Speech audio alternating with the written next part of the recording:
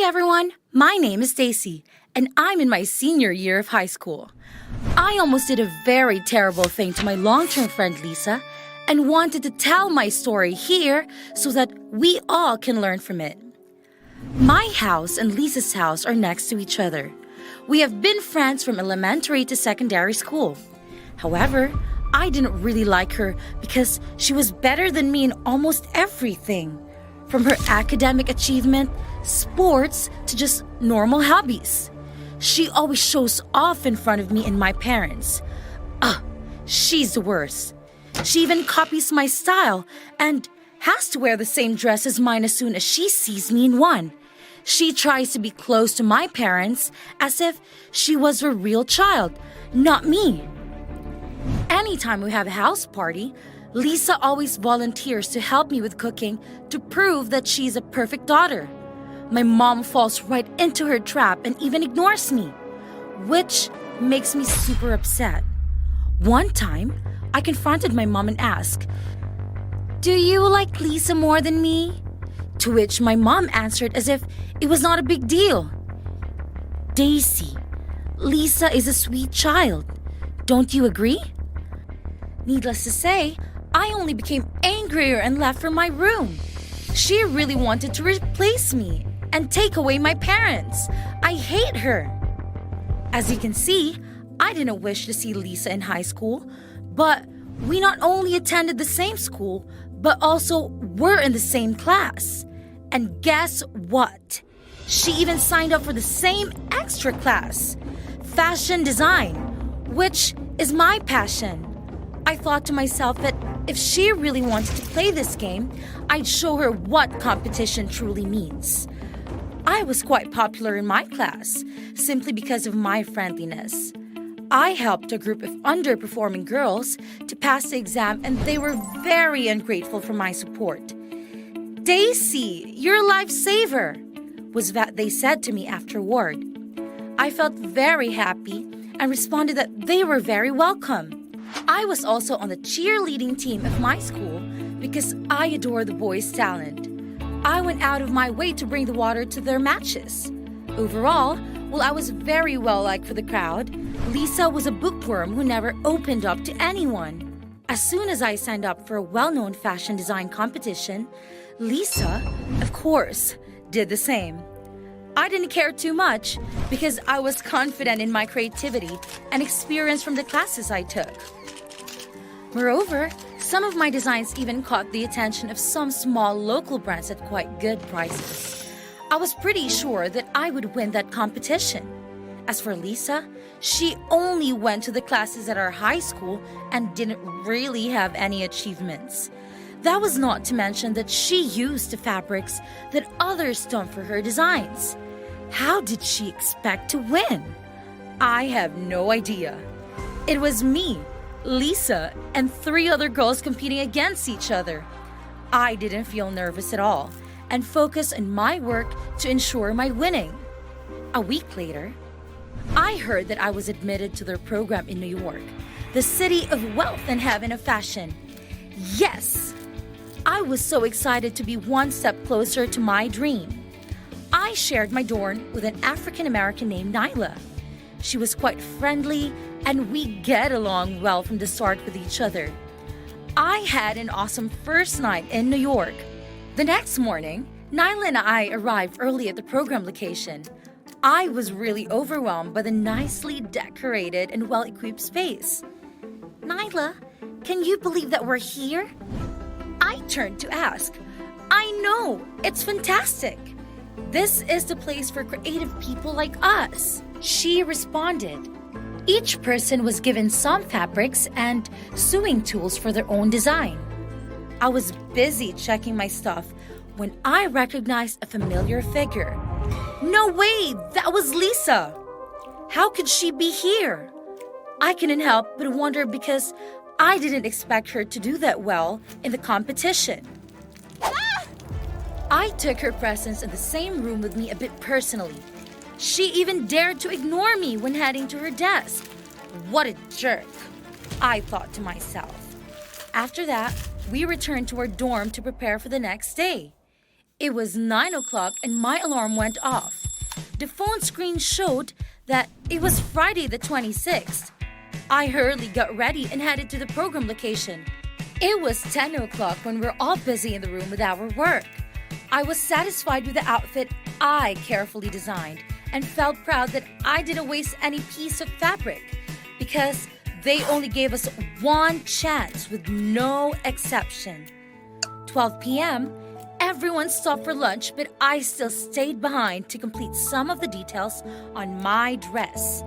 I was curious to check out Lisa's dress and was shocked at how good it looked. If I didn't do anything, she probably would win the program. I couldn't let that happen. An idea crossed my mind and I picked up the ink bottle when approaching Lisa's white dress.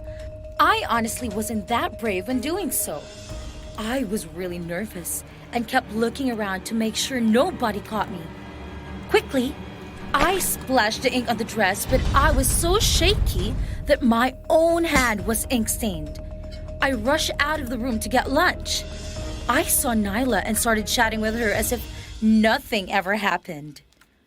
1:30 p.m., we finished lunch and returned to the main room. When I arrived, everyone was already surrounding Lisa's ruined dress. She had the bottle that I carelessly dropped in her hand. She turned to look at me as if she was going to destroy me.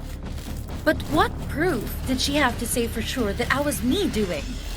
I couldn't care any longer and returned to my desk. But what Lisa did afterwards surprised me.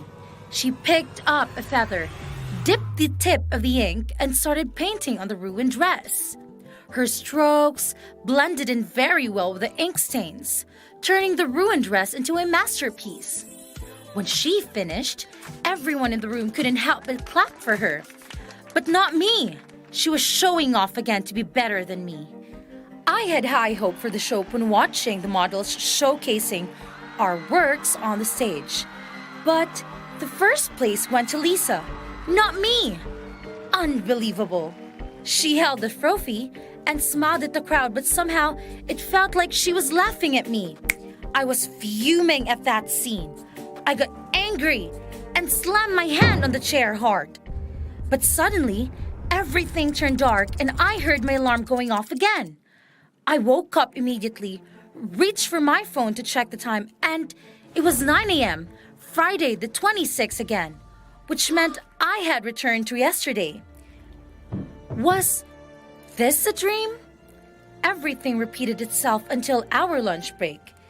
This couldn't be a dream, and I traveled back in time. I told myself to make good use of this chance. I grabbed the scissors, went over to Lisa's dress, and cut it apart before rushing to break room to meet Nyla. We came back from lunch, and Lisa was, of course, angry at me with no proof. I didn't care about her feelings and assured myself that there was nothing she could do to save the dress. But she picked up the scissors, cut the dress a bit more, and added handmade flowers to the holes. The dress was stunning again, and yes, she won the first prize. Again! Unbelievable! At that moment, my head suddenly hurt badly, and the next thing I knew was being woken up by Nyla. Daisy, get up! We don't want to be late! It was 9 a.m. Friday the 16th again. I deserved the third chance. Before the competition began, I saw the model that was going to wear Lisa's design entering the bathroom. I rushed over to lock the door and put up a sign saying it was under maintenance so that nobody could let her out. I could hear the model stepping out, struggling hard to open the door, but with no hope. I ignored her and walked away. When it was time for the show, Lisa was worried because her model was nowhere to be found. But that was none of my business. I sat down among the audience to enjoy the show. But to my surprise, when it was Lisa's turn, she walked out in her own design and confidently showcased her work. The same outcome. She won again. But this time, she looked at me with sadness in her eyes. What was she trying to do? While the show was going on, The model was screaming for help for too long and became exhausted that she fainted. At the end of the show, Lisa came to meet me and said, "Daisy, do you really hate me that much? I didn't try to copy you or compete with you. I was simply trying to work as hard as possible." She walked away at the end looking disappointed. So it was me who misunderstood her? I forgot the model in the bathroom. I ran over to open the door but saw that Lisa was still looking for her. She found the door and opened it. The model's hands were swollen after slamming on the door too hard. Lisa rubbed them lightly and helped her to see a doctor. She was not as terrible as I thought. Don't get me wrong, guys. I didn't mean to hurt anyone. I secretly went to see the model and apologized. I'm very sorry. But she did not let me finish my sentence and interrupted by saying, "It's okay, but this is a competition, and everyone would appreciate fairness, don't you agree?" I held my head low because I knew I was wrong. Everything around me started turning again, and this time, both the alarm and Nyla woke me up. I got me, still tired, but I tried to grab my phone. 9 a.m., Friday the 26th. I started to feel scared. I don't want to keep doing this anymore. Make it stop! Nyla was worried and kept asking me, "Daisy, are you all right? Answer me, Daisy!"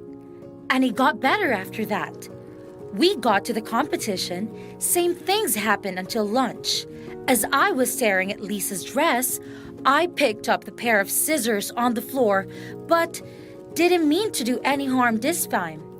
I put the scissors down back and returned to my desk to complete my design. I made up my mind to focus on my work. No more cheating this time. I wanted to win with my own talent. The outcome didn't change. Lisa won thanks to her hard work and ability. I happily came over to Lisa and congratulated her. "Good job and well deserved." Lisa was surprised and complimented my dress. "Your work was so awesome that I thought I would lose the show to you." We had a good laugh and gave each other a hug. She deserved that award. When I came back to my room, I was so tired and fell into a deep sleep. My alarm went off again and I woke up almost immediately. It was such a relief to see that it was 9 a.m., Saturday the 27th. I escaped the time trap. At the airport, when I was waiting for my flight, I heard someone calling my name. "Daisy! Daisy!" I stood up and tried to look for the person. It was Lisa. I waved at her. Lisa ran over with a present for me. "This is for you. I tailor-made it for you and hope that you would like it." I opened the box and it was a dress Lisa created in the competition. I was happy and ashamed at the same time. Lisa put her hand on my shoulder and said, "Daisy, can you promise me to wear this dress when we both enter college for fashion designing major?" I held her tightly and said, "Yes, I promise." I boarded my flight to return home. 1 year later, I tried so hard to advance my skills and got admitted to a design school in New York. I didn't forget to text my friend Lisa. I kept my word and wore the dress Lisa made to New York. She was waiting for me as I arrived. We went out for food and became close friends through college. I'm glad to have Lisa as my companion. Through my story, I think we all should think more thoroughly before any action. Hard work and genuinity will be rewarded, but not cheating for immediate benefits. Immediate benefits.